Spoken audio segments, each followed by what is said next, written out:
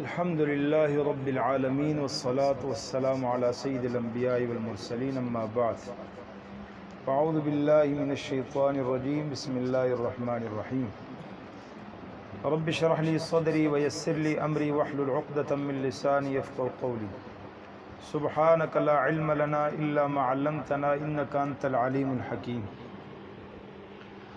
سورۃ البقرہ آیت نمبر 195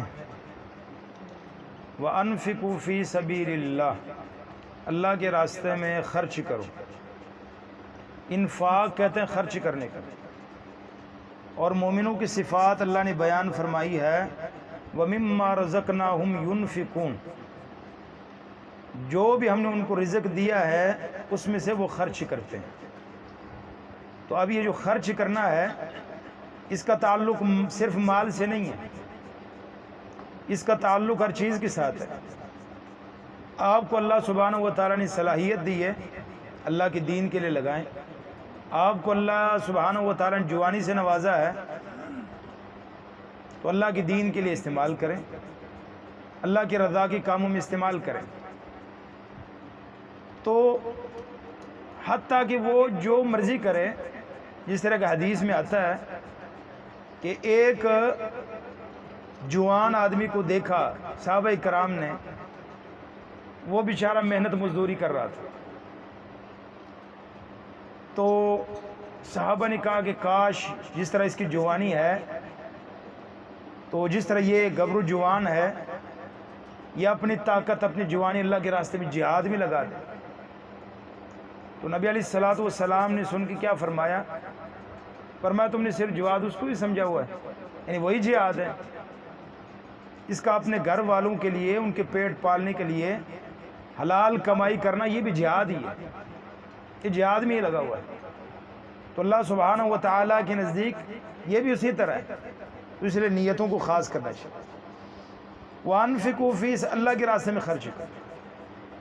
یہ جو خرچ کرنا ہے نا، نیکی جتنی مشکل ہوتی ہے اس پر ثواب بھی اتنا زیادہ ہے۔ جو کام جتنا مشکل ہے اور اس کے لیے اس کا ثواب بھی ڈبل ہوتا ہے۔ من جاء بالحسنہ فلہ عشر امثالہا، اللہ فرماتا ہے جو ایک نیکی کرے گا نامہ اعمال میں ہم اس کو 10 لکھتے ہیں۔ یہ عام نیکی جو ان سے مرضی کوئی بھی ہو، لیکن انفاق والی نیکی، خرچ کرنے والی نیکی، یہ فرق ہے۔ جو اللہ کے راستے میں مال خرچ کرتا ہے یہ پھر اللہ 10 گناہ نہیں لکھتے، اس کے گناہ کئی بڑھ جاتے ہیں۔ مثل الذین ينفقون اموالهم فی سبیل اللہ کمثل حبۃ انبتت 7 سنابل فی کل سنبلۃ 100 حبۃ، جو اللہ کے راستے میں مال خرچ کرتے ہیں ان کی مثال اللہ بیان فرماتا ہے کہ دانے کی طرح۔ دانہ ایک زمین میں جاتا ہے، وہاں سے جو ہے نا وہ بالی نکلتی ہے، اس کو خوشے لگتے ہیں، 700 دانے اس کے ساتھ اللہ دیتا ہے۔ یعنی ایک دانے سے اللہ سبحانہ و تعالیٰ 1 روپیہ جو خرچ کرتے ہیں اس کو اللہ 700 گنا بڑھا دیتا ہے۔ واللہ یضاعف لمن یشاء، جتنا خلوص زیادہ ہوگا اتنا اللہ سبحانہ و تعالیٰ اس کو بڑھاتے بھی زیادہ ہے۔ یعنی اسی لیے دیکھیں جہاں اللہ سبحانہ و تعالیٰ فرماتے ہیں وَأَنفِقُوا مِمَّا رَزَقْنَاكُمْ مِن قَبْلِ أَن يَأْتِيَ أَحَدَكُمُ الْمَوْتُ، اللہ کے راستے میں خرچ کرو جو ہم نے تمہیں رزق دیا ہے اس سے پہلے کہ موت تمہارے پاس آ جائے، تو پھر وہاں مہلت نہیں ملے گی۔ تو گویا کہ اس وقت وہ جو میت ہوگا وہ کیا کہے گا، تھوڑی سی لولا اخرتنی الی اجل قریب، اللہ تھوڑی سی اور مہلت، تھوڑی سی، زیادہ نہیں، بالکل تھوڑی۔ کتنی سی جی؟ کیا کروں؟ نماز پڑھ لوں، حج کر لوں، روزے رکھ لوں، بڑے بڑے کوئی نیکی کا نام نہیں لے گا اللہ۔ صرف ایک کام جو ساری زندگی کرنا تھا وہ تو میں نے کیا ہی نہیں ہے، بس جمع ہی کرتا رہا ہوں پچھلوں کے لیے، خود بھی نہیں استعمال کیا۔ فَأَصَّدَّقَ، اللہ تھوڑی سی مہلت دے میں صدقہ کروں۔ تو یہاں بھی مفسرین کیا کہتے ہیں کہ وہ صدقہ کا کیوں ذکر کرے گا، وہ یہ دیکھے گا کہ صدقہ اس کی اہمیت کا اس کو اندازہ ہوگا، یار یہ کتنے اللہ کو پسندیدہ ہے۔ اسی لیے تو نبی علیہ السلام نے فرمایا اتق النار ولو بشق تمرہ، لوگوں جہنم سے بچو، کھجور کا آدھا حصہ بھی تم اللہ کے راستے میں دے کے جہنم سے بچ سکتے، اس کو معمولی مت سمجھو۔ وانفقوا فی، اللہ کے راستے میں خرچ کرو۔ ولا تلقوا بأیدیکم الی التہلکہ، اپنے آپ کو، اپنے ہاتھوں کو ہلاکت کی طرف نہ ڈالو۔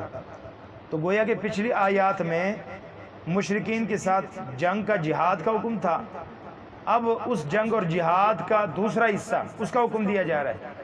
صرف جہاد نفس کے ساتھ تھوڑا ہوتا ہے، اس کے لیے مال بھی تو چاہیے نا، طاقت بھی چاہیے۔ تو یہاں جہاد بالمال کا حکم دیا جا رہا ہے کہ اللہ کے راستے میں مال خرچ کرو۔ تو اگرچہ مسلمان حق پر ہیں، رب کی نصرت ان کے ساتھ ہے، مسلمانوں کے ساتھ، لیکن چونکہ اس عالم میں اللہ سبحانہ و تعالیٰ نے یہ جو نظام بنایا ہوا ہے، یہاں علت اور اسباب کا اللہ نے ذکر فرمایا، ان کو اختیار کرنے کا حکم دیا۔ تو اب جنگ کرنے کے لیے خالی اللہ سبحانہ و تعالیٰ کی نصرت تو ہونی ہی ہونی، لیکن تمہارے بس میں جو بھی ہے اسباب اختیار کرو۔ وَأَعِدُّوا لَهُم مَّا اسْتَطَعْتُم مِّن قُوَّةٍ، جتنے تمہارے بس میں ہے، طاقت میں جو کچھ بھی ہے۔ وَأَحْسِنُوا، یعنی وَلَا تُلْقُوا بِأَيْدِيكُمْ إِلَى التَّهْلُكَةِ وَأَحْسِنُوا، یعنی انفاق اور ہلاکت کا باہمی ربط کا ذکر نہایت قابل توجہ ہے۔ انفاق کو وہی اہمیت حاصل ہے جو زندگی کو ہے، اور انفاق سے قومیں زندہ رہتی ہیں، اور انفاق ہی کے ذریعے قوم کے رگوں میں زندگی کی رمق موجود۔ جہاں انفاق ختم ہو کچھ بھی۔ انفاق، اب یہودی ہے نا، پوری دنیا کی اکانومی ہے، پوری دنیا کا معیشت ان کے ہاتھ میں، اور ان کی زندگیوں کا آپ اٹھا کے دیکھ لے، تنگ سے تنگ دست بھی جو یہودی ہے وہ اپنے اوپر یہ لازمی سمجھتا ہے، بھائی میں نے اتنے انفاق خرچ کرنا ہے اللہ کے راستے، میں نے یہ نکالنا ہی نکالنا ہے۔ وہ یہی سمجھتا ہے میں نکالوں گا تو میرا ہاتھ کھلے گا، یہودی ہونے کے باوجود۔ ایسے نہیں وہ وہاں پہنچے ہوئے۔ وَلَا تُلْقُوا بِأَيْدِيكُمْ، اس آیت میں خودکشی کے حرمت پر بھی استدلال کیا گیا ہے کہ اپنے آپ کو ہلاکت میں ڈالنا حرام ہے، اللہ نے منع فرمایا۔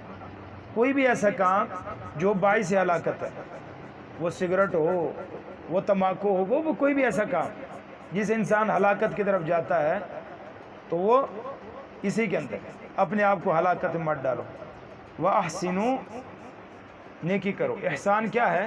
اللہ کی عبادت ایسے کرنا گویا کہ آپ اس کو دیکھ رہے ہیں۔ ان اللہ یحب المحسنین، اللہ سبحانہ و تعالیٰ احسان کرنے والوں کو پسند فرماتا ہے۔ تو گویا کہ اس آیت میں ظاہری اور مادی علل اور اسباب کو نظر انداز کرنا جنگ میں شکست اور ہلاکت کا باعث ہے۔ یعنی صرف کہ ہم مومن ہیں، حق پر ہیں، یہی کافی نہیں ہے، بلکہ ظاہری اسباب بھی اختیار کرنے جتنے بھی تمہارے پاس۔ اور دوسرا، ترک انفاق خود کو اسلامی معاشرے کو ہلاکت میں ڈالنے کے مترادف ہے، اپنے آپ کو بھی اور اپنے معاشرے کو بھی، وہ جو ہے نا وہ ہلاکت میں ڈالنے کے مترادف ہے۔ تو اسی لیے تو دیکھیں، جب زکوٰۃ نکالیں گے وہ مال سرکل میں ہوگا، امن و امان بھی ہوگی، برکت بھی ہوگی، رحمت بھی ہوگی، سب کچھ ہوگا۔ جب زکوٰۃ نکالنی ہی نہیں ہے، آسمان سے بارش بھی رکے گی، زمین میں چوری ڈاکے سارے کچھ ہوں گے، کیونکہ آپ زکوٰۃ نکالتے نہیں اور مستحق تک پہنچتا نہیں، تو نظام دھرم بھرم ہوتا ہے۔ تو اسی لیے اللہ سبحانہ و تعالیٰ فرماتا ہے وَأَحْسِنُوا، احسان کرو، جو بھی نیکی کرو ایسے نیکی کرو کہ اللہ دیکھ رہے ہیں۔ لوگوں کو چھوڑو، لوگوں کی پرواہ نہ کرو، لوگوں نے تمہیں معاف نہیں کرنا، جتنے مرضی کر لو۔